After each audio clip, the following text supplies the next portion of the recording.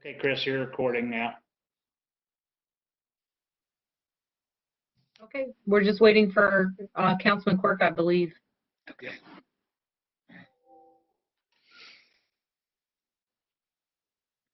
This one's show. I also have a county flag along with my American flag. That's why I'm the chair, Izzy. My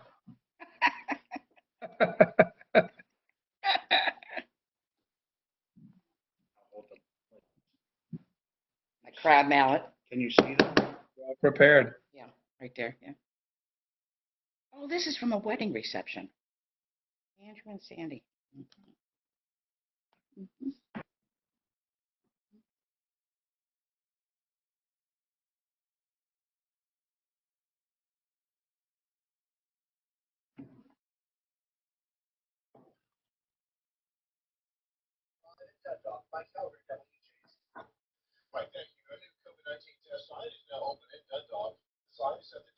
Julian, Yes.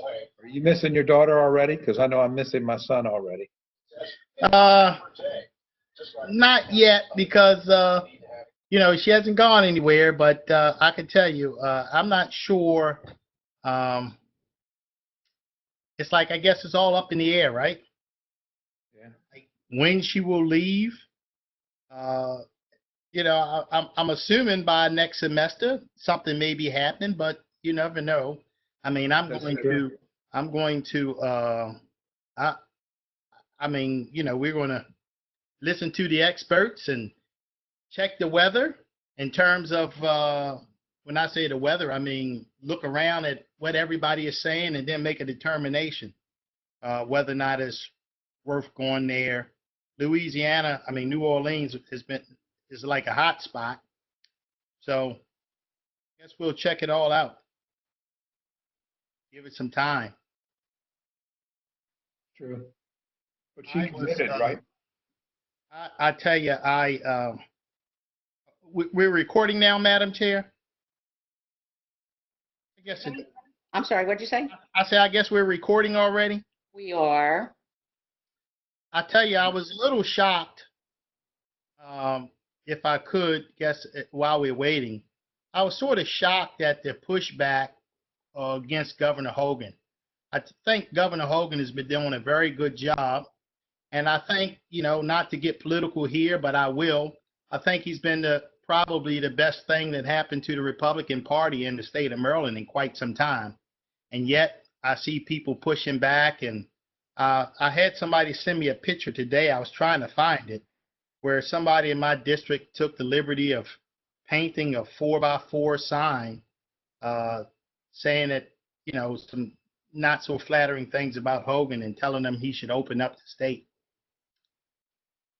Look, I know it's tough for families. I mean, to have your income just cut and not be able to get through to unemployment and worrying about food. And, my biggest worry is all my children are working. They're not sheltering in place. And you worry that they're going to catch the virus. There's so many worries that everyone's having. But at the end of the day, you do not want to send people out and open up business if more lives are going to be taken. I think 34 people died in Maryland today. 34, 36. All right. I tell you, the other thing is, I guess find it interesting that people talk about social distancing, which we all should be doing. And of course, everybody should be wearing a mask. And I think when I was in the fire department, we used to have training on how to wear it and wear it properly and make sure you have the proper fit. And I walk around and see people wearing masks underneath the nose, halfway covering up the ear. It's like, okay. Because they really don't want to wear the mask. They just know they can't get into the grocery store or wherever they're going without the mask. It's a shame. Okay, Tom, you're with us? Councilman Quirk, you with us? Here. Okay, all righty. This is fine. Okay, here we go. No, I have to see which one it was. It's right here. Good evening, everyone. Welcome to Legislative Session 2020, Day 11. Today is May 4th, and it is 6 p.m. Can we please have a moment of silent meditation And I suggest that we keep all our friends and family and residents of Baltimore County in our thoughts and prayers during this very difficult time.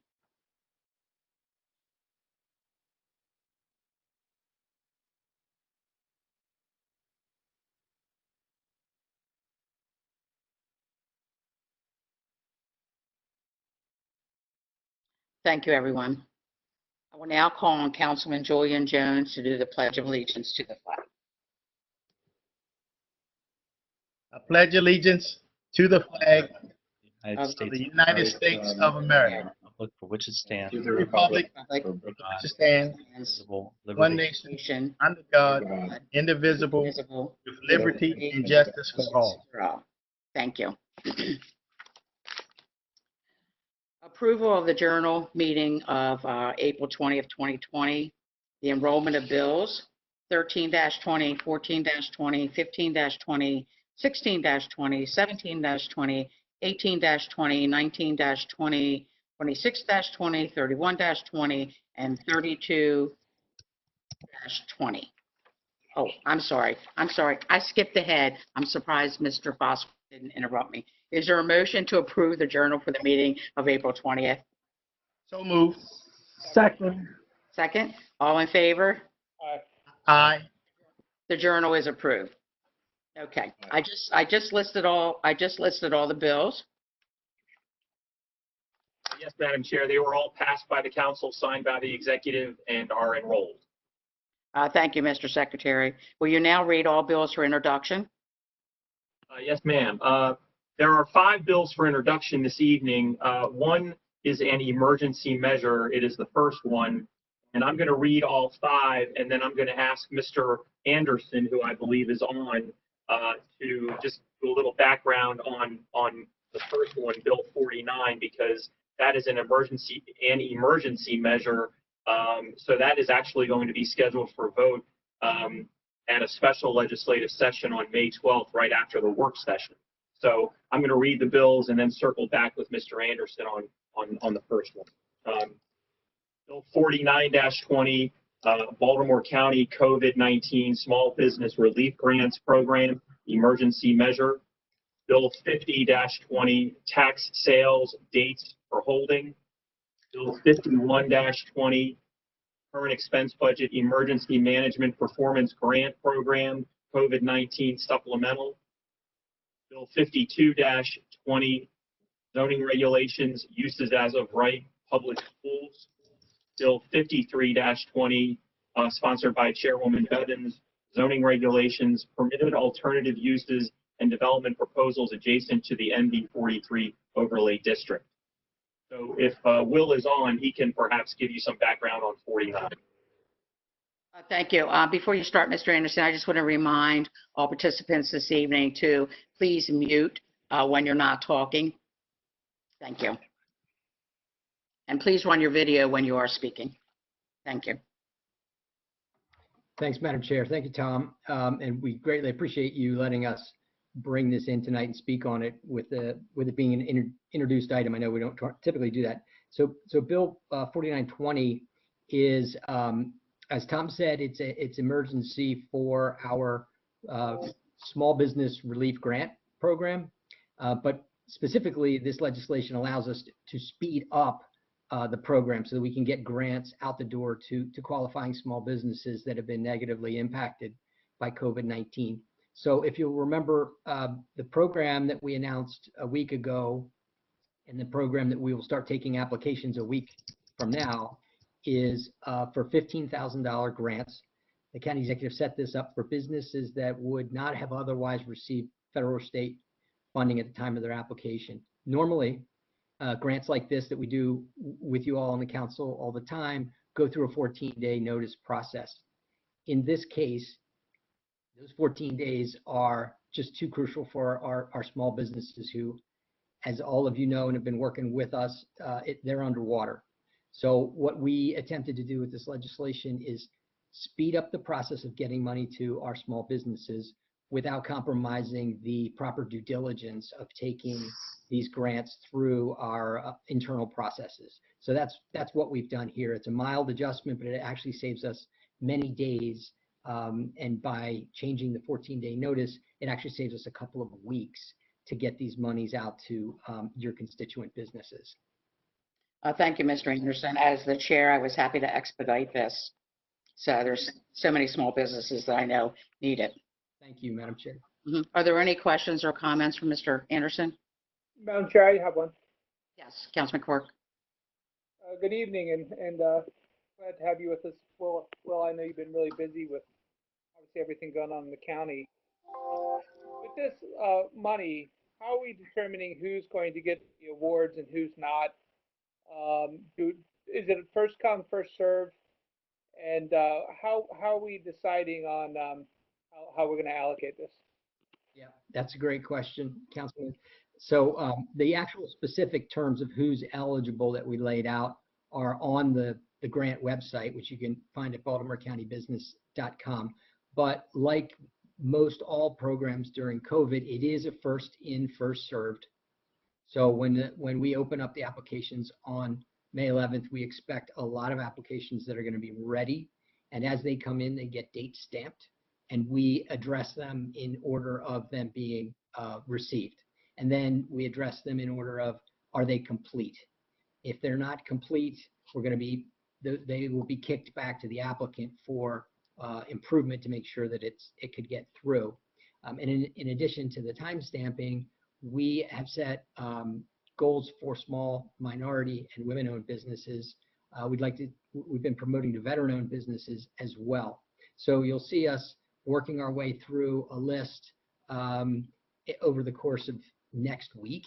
We believe we'll get so many applications within that first week that we'll have to start working our way down that list. And at the end of the day, as we go through the criteria of do they meet our criteria, we'll be making over 650 loans just on the small business side.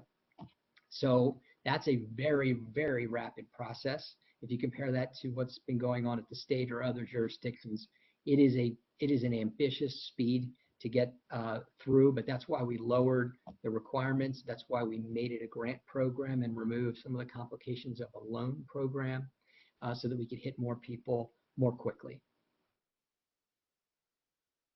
Thank you, Mr. Anderson. Any other members?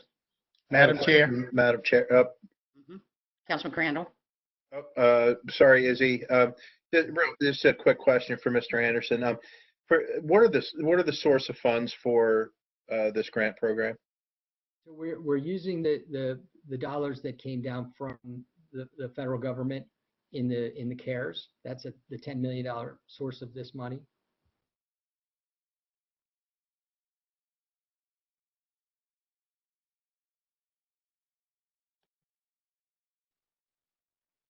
Madam Chair. Yes, Mr. Jones.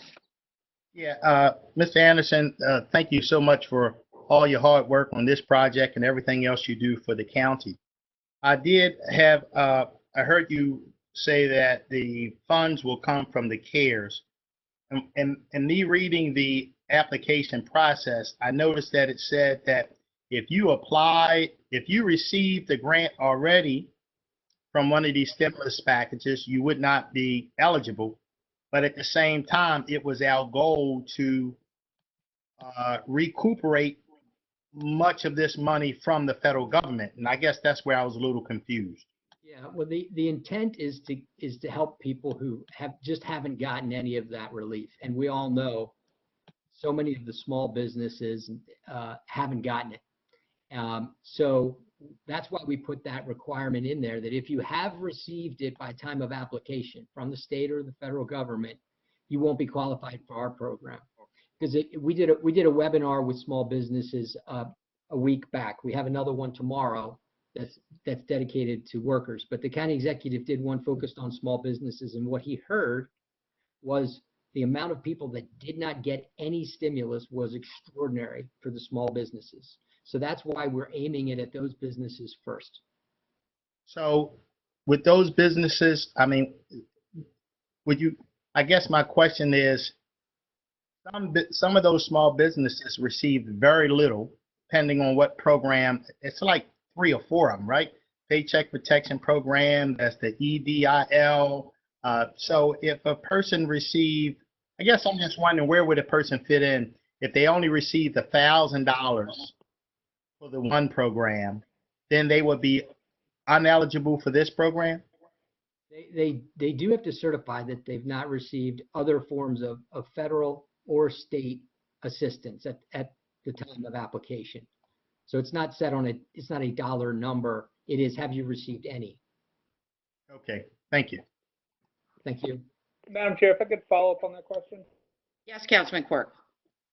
just so I understand it. So if you have a small business that says waiting for a PPP check, but they haven't received it by the time of application, are you saying they can still apply for this money as well?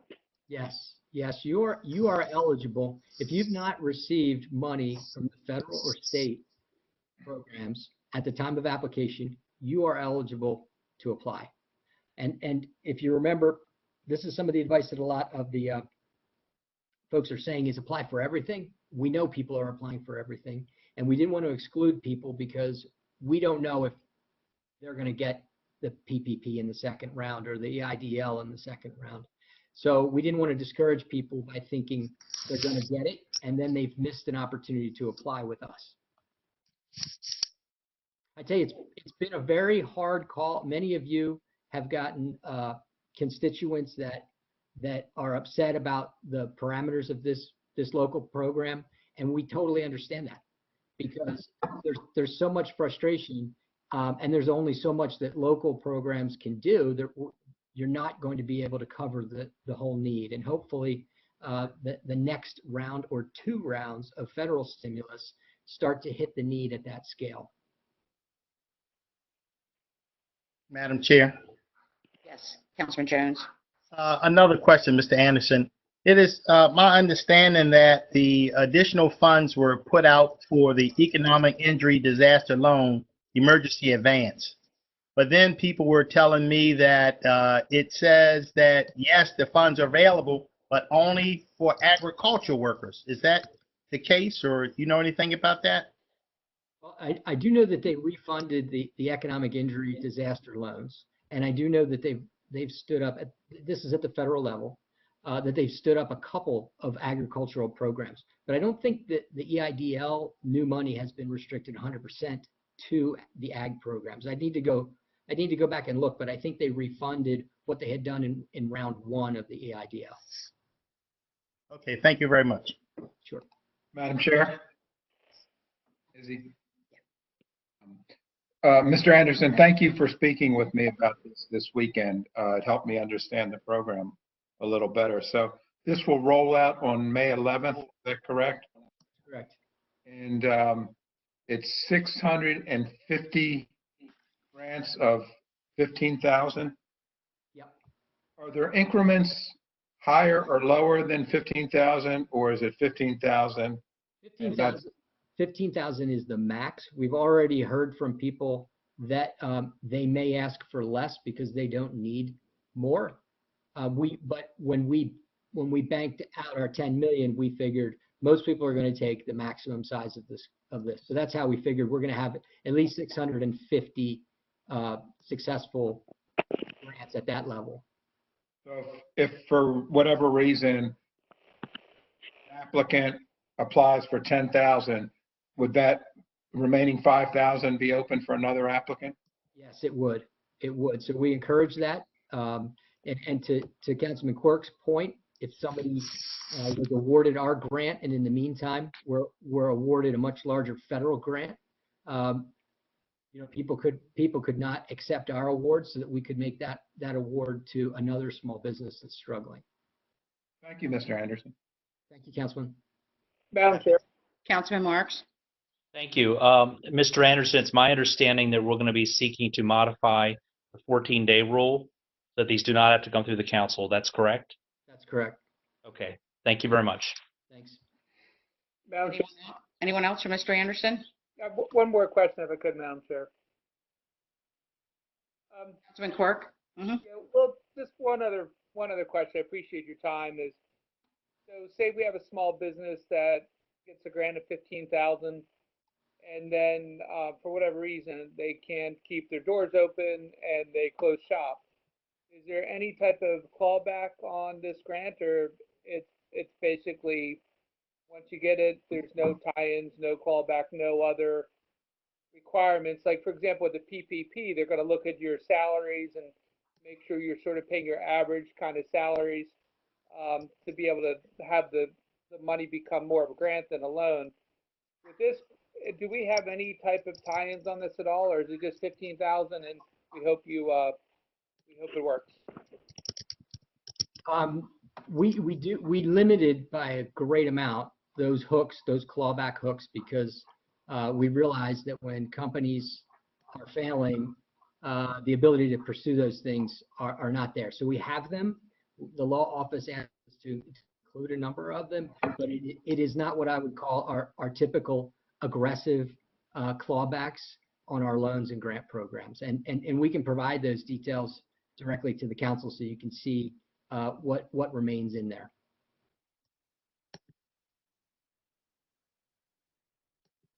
And if I may just interject, in effect, in exchange for the council waiving the 14-day notice for the COVID-19 Small Business Relief Grants Program upon approval by the Director of Economic and Workforce Development, the director will keep a log of all grants issued, and the log will be disclosed to the council not later than 90 days after the end of the state of emergency related to COVID-19, and further that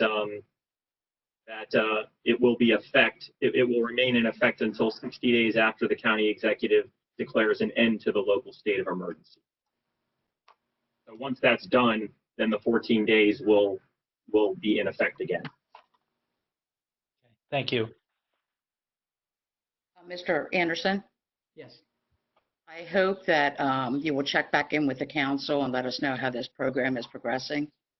We absolutely will. We know it's a difficult thing to move this money this quickly, but as I was telling some folks on our team earlier today who are completely underwater trying to make this thing really tight and really, really work, I said, it's not going to be perfect. None in the country has.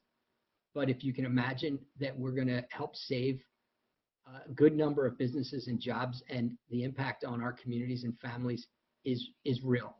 These are not enormous, couple $100,000, but these are going to get some people through, and that's really going to matter.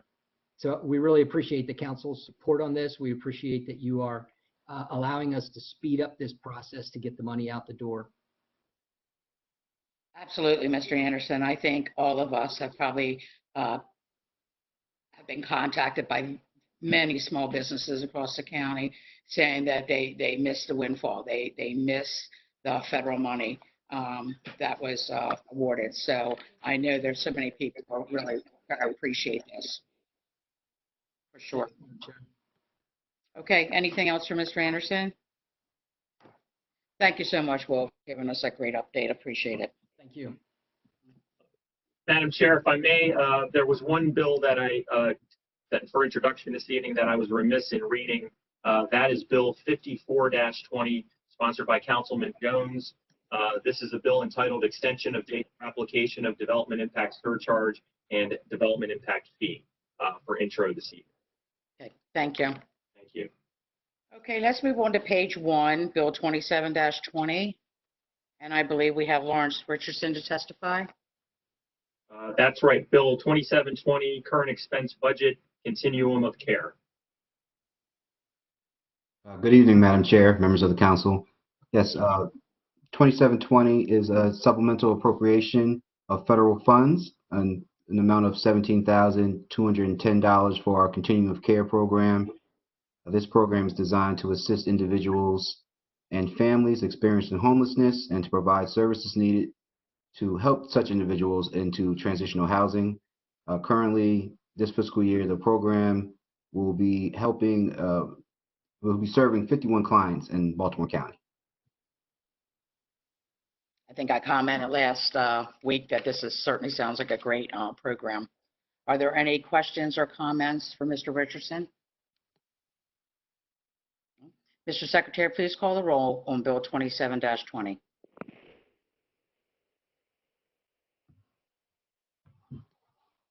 Mrs. Bevins? Yes. Oh, I needed a motion. No, you don't. What?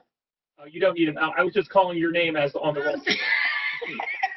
I thought I forgot something, Tom. Aye. Mr. Quirk, Yes. Pachaka, Aye. Mr. Catch, Aye. Mr. Jones, Aye. Mr. Marks, Aye. Mr. Crandall. Aye. Bill 27-20 is passed. Mr. Secretary, next bill, please. Next bill is Bill 2820, current expense budget, Maryland opioid rapid response. And that's on page 4, and Lawrence Richardson will be testifying on this bill as well. Yes, this is another supplemental appropriation of federal funds in the amount of $99,228 for the Maryland Opioid Rapid Response Program. So the funds will be used for the salaries of 5 individuals.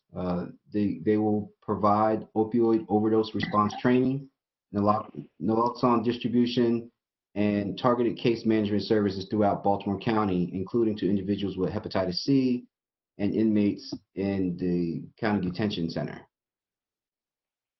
Thank you. Are there any questions or comments from the members? Mr. Secretary, please call the roll on Bill 28-20. Mrs. Bevins, Aye. Mr. Patoka, Aye. Mr. Catch, Aye. Mr. Jones, Aye. Marks, Aye. Crandall, Aye. Mr. Quirk. Yes. Bill 28-20 is passed. Mr. Secretary, next item, please. Next is Bill 29-20, current expense budget immunization action plan, IAP.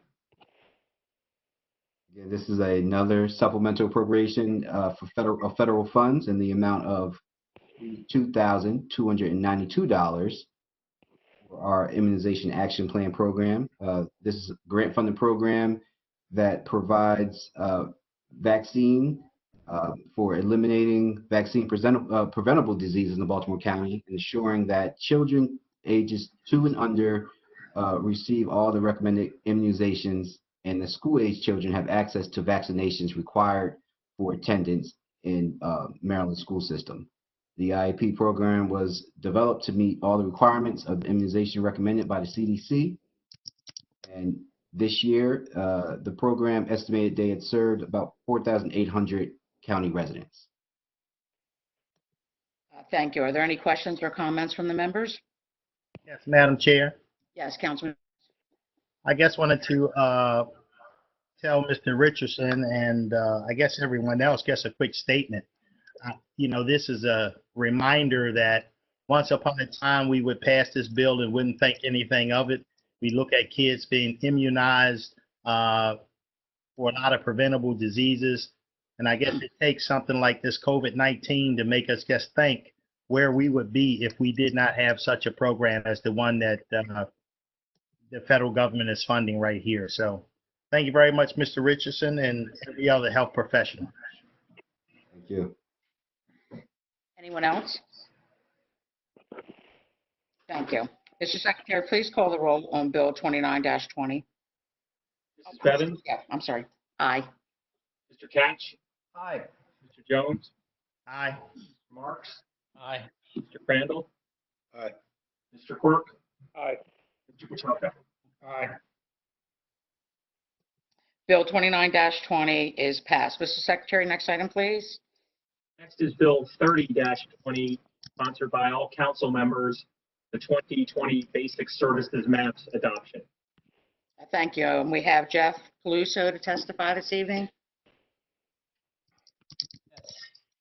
Can you hear me and see me? Yes, good evening. Okay. Good evening, Madam Chair, members of council. Bill 3120 will repeal the 3020 will repeal the 2019 Basic Services Maps with the proposed 2020 Basic Services Maps. These maps outline deficient areas of water, sewer, and transportation infrastructure in the county. There were no changes to the 2019 maps in water and sewer, but there were some few intersections that changed for 2020. And that's about it. If I want any more detail, I can certainly go into that. Okay, Thank you. And I believe there's 2 amendments, Mr. Secretary? Yes, ma'am. There is an amendment offered by you, the chair, to this bill. The amendment is almost identical to the amendment that was offered by you last year and passed by the council. It does not alter the commuter shed. It's related to the commuter shed of Ebenezer Road and Pulaski Highway. It does not redraw that shed or that intersection. What the amendment does is exclude an area of land that was also excluded last year that is located north and east of the intersection, kind of on the outskirts of the shed. And it's a lengthy amendment because it's a descriptive one, so it's a meets and bounds amendment. Really is like a property description that you would see on a deed. Thank you, Mr. Secretary. Is there a motion to approve the First Amendment to 30-20? So moved. Do I have a second? I'll second. Second. Mr. Secretary, please call the roll on the First Amendment to Bill 30-20. Mrs. Bevins, Aye. Mr. Catch, Aye. Mr. Jones, Aye. Crandall, Aye. Marks, Aye. Mr. Patoka, Aye. Mr. Quirk. Aye. The First Amendment to Bill 30-20 has passed. Mr. Secretary, the Second Amendment? There is one other amendment. This amendment is offered by Councilman Catch. This amendment is also similar to one that was offered and passed by the council last year to the 2019 maps. This amendment would amend the 2020 Basic Services Transportation map in Bill 3020 to include Padonia Road and the intersection of Padonia Road and Deerco Road / Beaver Dam Road at a 600-foot radius from the center of the intersection at a level of service F. Madam Chair?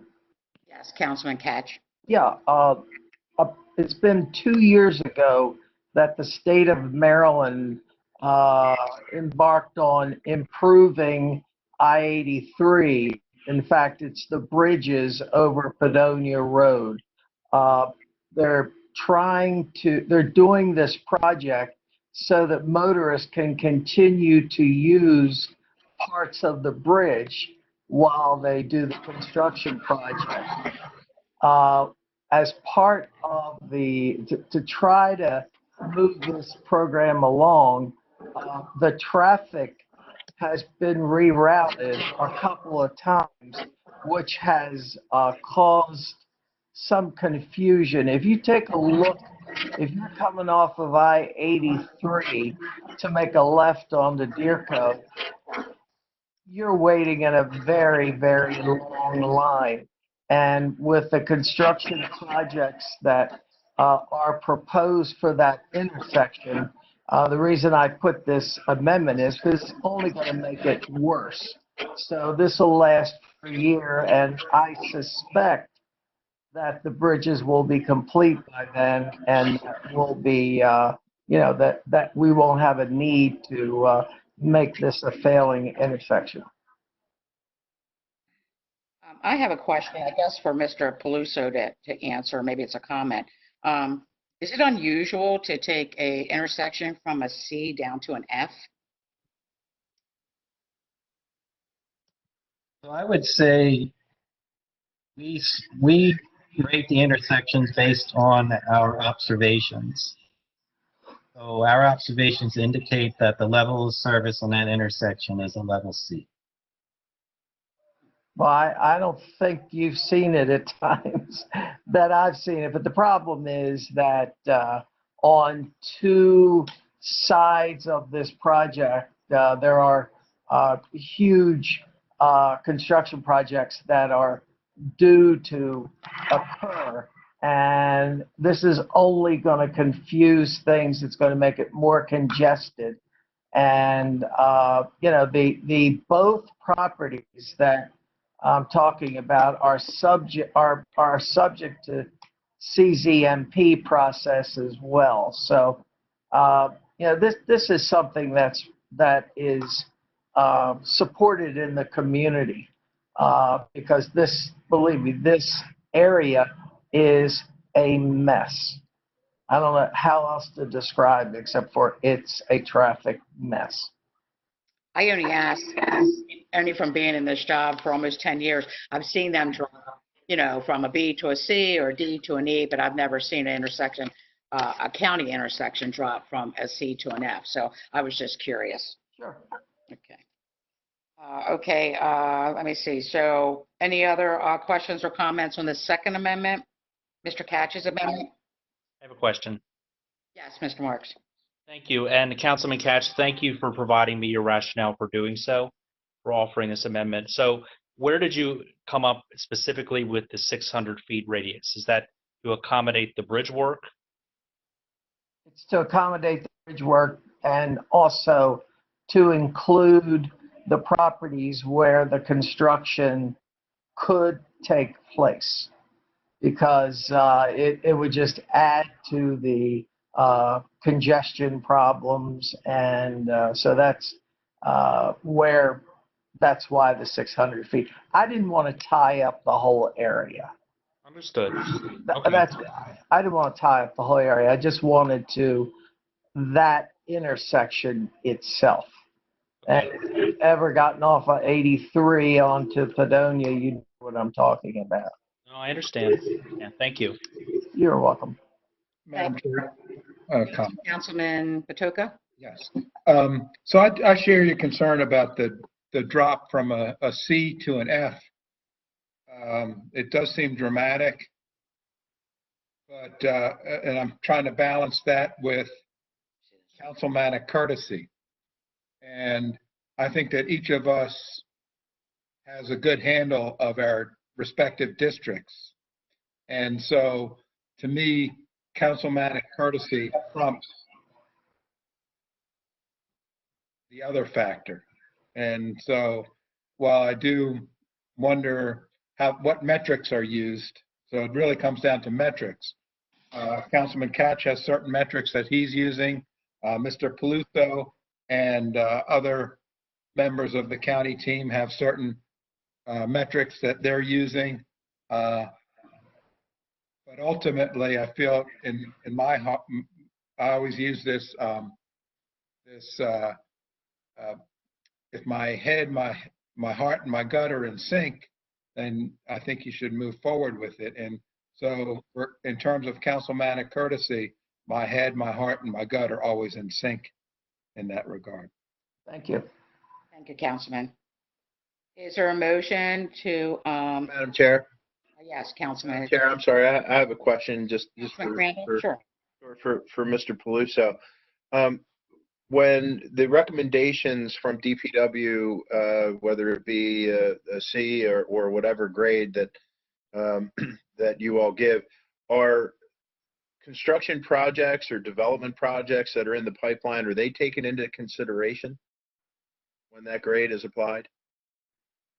When we do our grades, it's based upon actual conditions. So we go out there during peak times between 7 and 9 and between 4 and 6 when school is in session. And that's when we do our observations and come up with our level of service intersection. Okay, so So if that intersection is under construction at that time period, and if you have a long-term project such as the one on State Highway, it should take into account the changes that are made based on the construction project.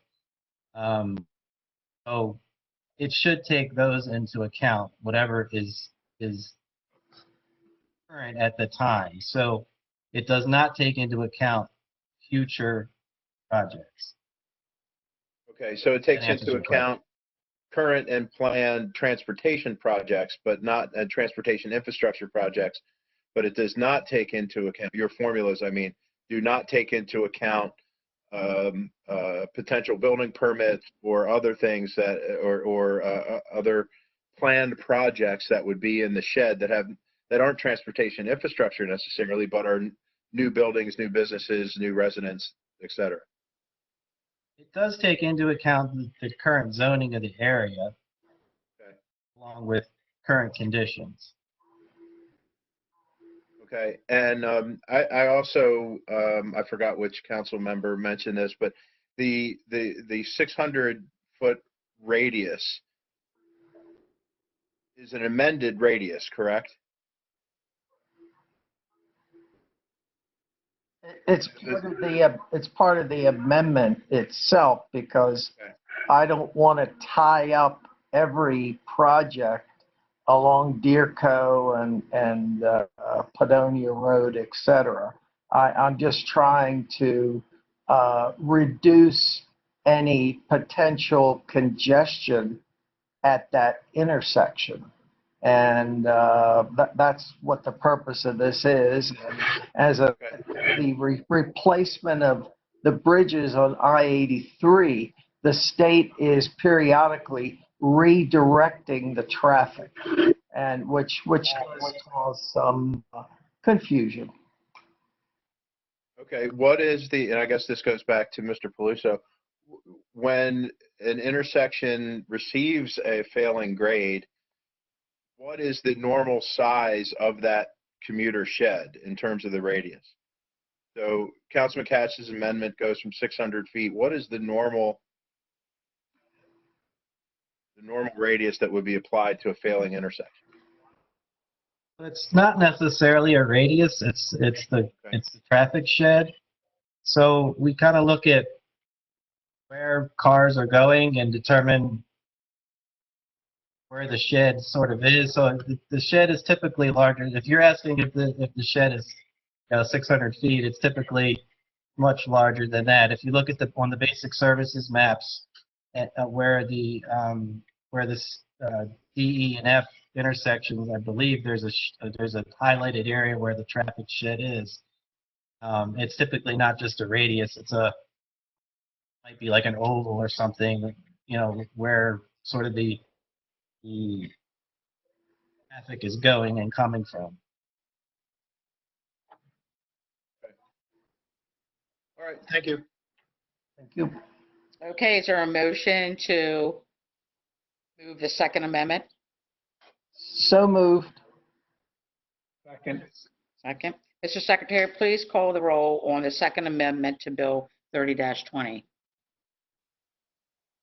Patch, Aye. Patoka, Aye. Mrs. Bevins, Aye. Mr. Quirk, Aye. Mr. Crandall, Aye. Mr. Jones, Mr. Jones, Uh-oh. Mr. Jones, Mr. Jones is muted. Aye. Oh, there we Mr. Mark. Aye. Thank you. go. Okay. Thank you. The Second Amendment to Bill 30-20 is passed. Mr. Secretary, please call the roll on Bill 30-20 as amended. We do need a motion and second on that. Sorry, is there a motion? Okay. Second. Madam Chair, just one comment on we're on the full bill now, the Yes. the map itself. Uh-huh. So I just wanted to share with Mr. Paluso, I think each of us council members received an email from the Green Charleston Alliance. And I don't know that Mr. Paluso was actually copied on it. Did you receive that, Mr. Paluso? From the Green Charleston Alliance? I received the email that was presented last week that Mr. Boswick forwarded to me. Okay, and that had some points. It looks. This was May 1st on Friday, they sent it. So this would be subsequent to that. No, I did They not just make a receive that. couple of points that they're very concerned about the 3 pipes that go into the interceptor under Lake Roll. They support Hazen and Sawyer as industry leaders in the new study, and they have some other comments. I'll have this forwarded to you so that you have the benefit as you move forward with some of the concerns and thoughts from the Green Charleston Alliance. And that's it, Madam Chair. Thank you. Okay, we have a motion and a second. Mr. Secretary, please call the roll as amended to Bill 30-20.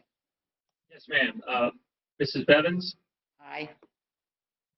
Mr. Jones, Aye. Mr. Marks, Aye. Mr. Crandall,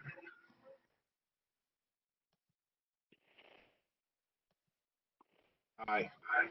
Mr. Quirk, Aye. Mr. Patoka, Aye. Mr. Catch. Aye. Okay, Bill 30-20 as amended has passed. Secretary, next bill, please. Next is Bill 48-20, Current Expense Budget, CARES Act Provider Relief Fund Emergency Measure. And I believe we have Chief Lund with us this evening. Good evening, Council Chair and Council. Yes, ma'am. I am here to testify for the supplemental appropriation of federal funds from the CARES Act. The total of the supplemental appropriation is $1,078,908. It will be utilized towards the EMS-related expenses for both career and volunteer firefighters and fire departments. There is no matching requirement for these funds, and the grant period is between March 1st through December 31st. And if this grant is accepted, we will also be eligible for a second round of funding with this. Thank you, Chief. Are there any questions or comments from the members for the Chief? All right, hearing none. Mr. Secretary, will you please call the roll on Bill 28-20? Mrs. Bevins, Aye. Mr. Crandall, Aye. Mr. Quirk, Aye. Mr. Patoka, Aye. Mr. Catch, Aye. Mr. Jones, Aye. Mr. Marks. Aye. Bill 28-20 is passed. Thank you, Chief. Thank you. Have a great evening. You too. I believe it's 48, Madam Chair. Oh, I'm sorry, 48-20. I'm sorry, thank you. Yes, ma'am. I need to turn the lights on. The council will now consider all fiscal matters. Extensive testimony was taken at the council's work session on April 28, 2020. The witnesses who testified at the work session are available to restate their testimony if needed. If the council member has any questions regarding a particular fiscal matter, the item will be discussed as a separate matter. I will now call upon the secretary to read the cover letter for fiscal matter 2. Fiscal matter 1 was withdrawn prior to the meeting. Yes, Madam Chair. Fiscal matter 1 is a contract with P2 Cleaning Services LLC for carpet cleaning and floor cleaning services through property management. Thank you. Are there any questions from the members? Can I just say something? Hearing none. Mr. Secretary? Yes, Councilman Marks. I understand why the other is taken off the agenda and as an affordability issue. I just would have appreciated someone from the administration telling me it was going to be removed.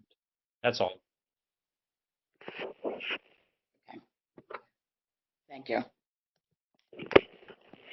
Mr. Secretary, please call the roll. I'm sorry, Madam Chair. I believe this one also does require a motion and second. Oh, I'm sorry. You're right. Sir, So moved. So moved. Second.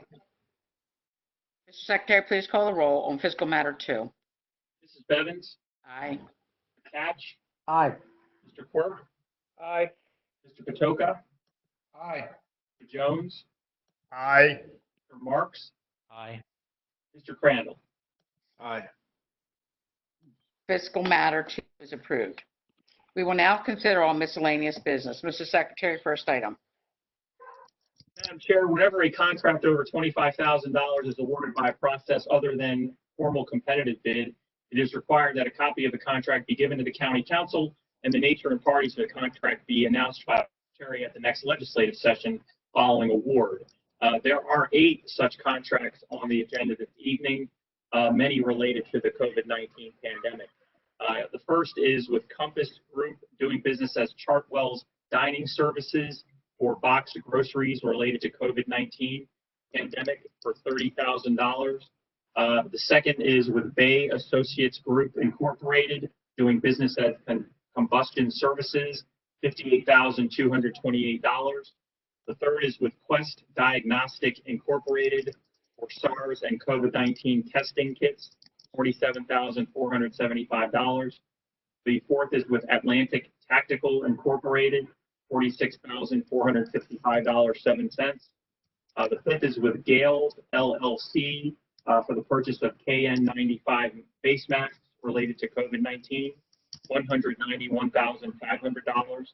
The sixth is with Precision Medical Products Incorporated, also purchase of KN95 face masks related to COVID-19, $69,000. The seventh is with Worldwide Distributors Incorporated, doing business as E-Lighting, also purchase of K95 face masks related to COVID-19, $207,000. And number 8 is with Winston's Photo Lab LLC, again, purchase of K95 face masks related to COVID-19, $2,950,000. Thank you, Mr. Secretary. Next item, please. Next is Resolution 4820, sponsored by Councilman Jones. This is a resolution to authorize the property tax refund to James Gibson, who, as a disabled veteran, is entitled to a refund under state law. It's my honor and privilege to move the resolution. I'll second. Mr. Secretary, please call the roll on Resolution 48-20. Mr. Jones? Aye. Mrs. Bevins? Aye. Mr. Quirk? Aye. Mr. Patoka? Aye. Mr. Catch? Aye. Mr. Marks? Aye. Mr. Crandall? Aye. Resolution 48-20 is passed. Mr. Secretary, next item, please. Resolution 49-20 is a resolution sponsored by Councilman Quirk. This resolution would authorize the property tax refund to Cassandra Paulek, who, as a disabled veteran, is entitled to a refund under state law. I'll move it. I'll second. Mr. Secretary, please call the roll on Resolution 49-20. Mr. Quirk? Aye. Mrs. Bevins? Aye. Mr. Crandall? Aye. Mr. Marks? Aye. Mr. Jones? Aye. Mr. Catch? Aye. Mr. Patoka? Aye. Resolution 49-20 is passed. Mr. Secretary, next item, please. Next is the reappointment, the recommendation for the reappointment to the Baltimore County Animal Hearing Board, the county executive's nomination of Christine DeCourse. Is there a motion to approve the appointment? So moved. I'll second. Mr. Secretary, please call the roll on the appointment. Mrs. Bevins? Aye. Mr. Catch? Aye. Patoka? Aye. Mr. Jones? Aye. Crandall? Aye. Mr. Marks? Aye. Mr. Quirk? Aye. The appointment is confirmed, and I'd like to thank Ms. DeCourse for her service to Baltimore County. Mr. Secretary, is there any further business to come before the council? Madam Chair, there is one additional item. There is a resolution, I believe it's Resolution 50-20, sponsored by Councilman Marks. This is a resolution related to the Maryland, I'm hitting a wall now. Main Street. That's right, the Main Street, Maryland designation for Towson. You all passed a resolution a little while back, but there was some verbiage that needed to be changed very slightly. So this is for introduction only this evening, and it will be voted on at the next meeting. Okay, thank you. Thank you. Okay, if there's no further business, is there a motion to adjourn the meeting? I'll move. Madam Chair. Madam Chair. Madam Chair. Yes. Councilman. I'll go after Councilman Quirk. I know he had a comment. Oh, thank you. I'm sorry. Madam Chair, if Yes. I may, thank you. Yes, Councilman Quirk. Go ahead.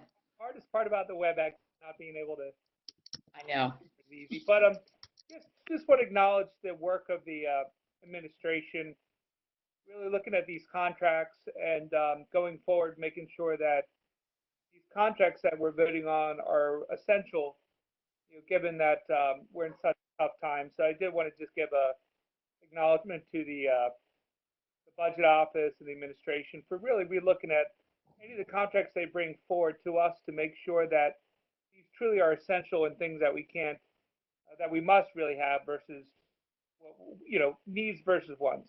So thank you for that. Thank you, Councilman Quirk, for acknowledging the administration. Anyone else? Yes, Madam Chair. First of all, I'd like to just thank the administration for stepping up and helping the very small businesses as well as some of the performers, some of the artists that we have in the community that may not qualify for some of the stimulus money.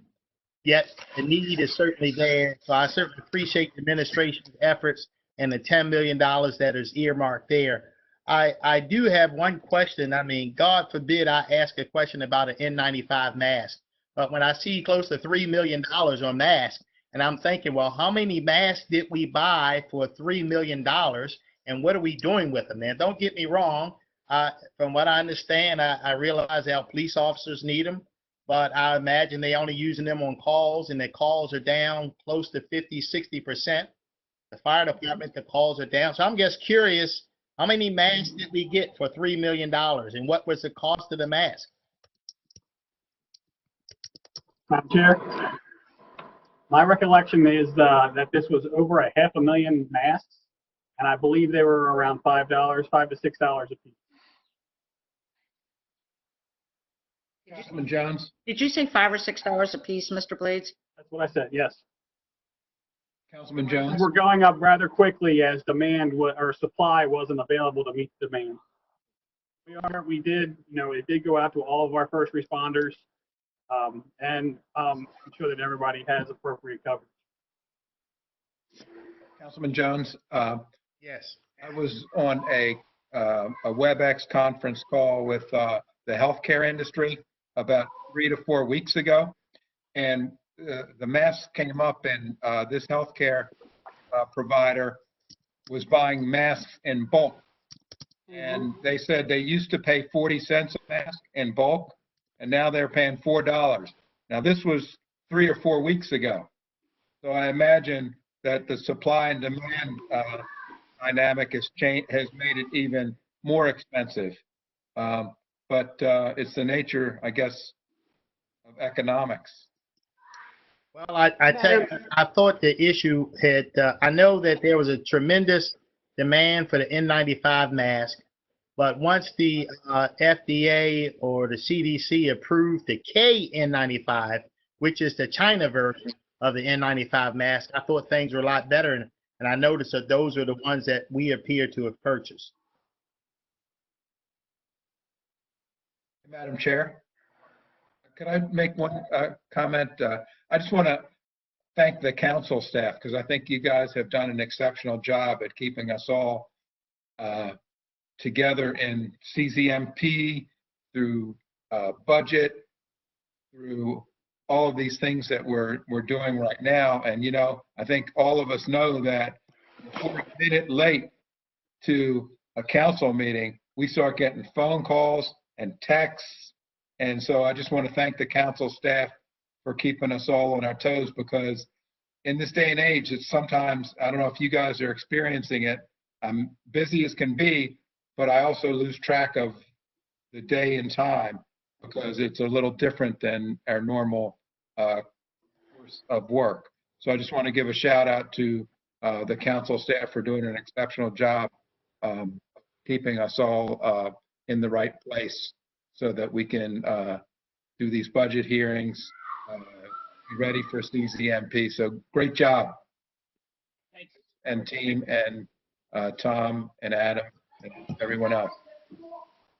Thank you, Mr. Matoka. And I would only say, and I know Mrs. Bevins has mentioned this previously, the great work of Chris Belcastro, the administrator, because she really is the one that keeps us all in line.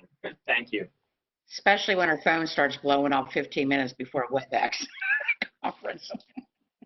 I'm becoming accustomed to it, so I'm getting acclimated. But thanks. Okay. Anyone else? Yes, Madam Chair.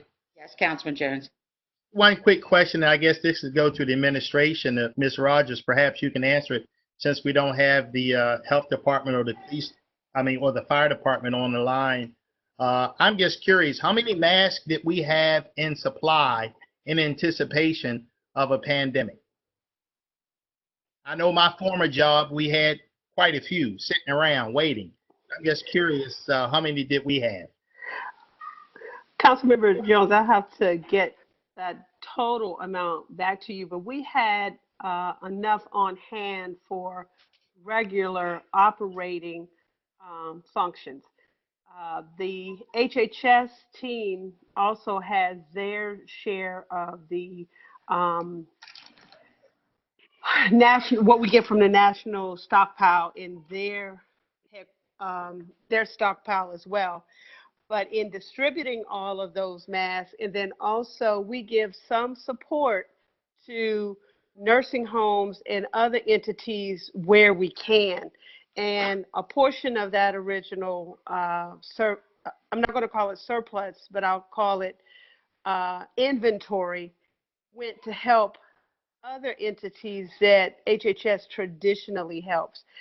And as the supply, the ability to get more masks in became greater, we were scrambling like everybody else around the country to get an order in and get orders filled. The other recommendation that was made was to go on and stock up, because there is the potential that we could have another resurgence of this coming in the fall. So our preparations are really proactive going forward as well. But I can't give you the exact number. I can get back to you with that. But starting this, we were good. Well, Ms. Rogers, I suspect we all will be wearing masks for quite some time to come. But you did bring up an interesting point that I guess wanted to make a statement. One of the things I've been doing is checking on some of the nursing homes in my district, and I received such a overwhelming praise of our health department from the one agency in my district. They had probably 7 or 8 people with the COVID-19, the coronavirus, and they had like 6 staff members. And I called to check to see how they were doing, and they had nothing but praise around health department, the professionalism, the assistance they received. And talking to the owner, he's a gentleman that owns quite a few nursing homes throughout various jurisdictions. And he said by far we had one of the best organizations around. So I guess wanted to put that plug in there since you brought it up. Thank you. Thank you, Councilmember. I'll make sure that Dr. Branch and his team gets that feedback, because we have been working very closely with the nursing home community to try to assist them, because they were having major difficulty getting PPE. Thank you, Mr. Jones. Thank you, Ms. Rogers. If there's no further business, is there a motion to adjourn the meeting? So moved. Is there a second? Second. All in favor? Aye. Aye. Tonight's meeting is adjourned. Thank you, everyone. Stay safe. See you next time. Thank you. God bless. Madam Chair, you as well. Yes, Mr. Rogers, Ms. Rogers. Bye, Stacy. All right, good night. Just a reminder that you have a budget hearings tomorrow, as well as a 1:30 with the county attorney. Thank you, Mr. Bostwick. Thank you, Chair. Thank you.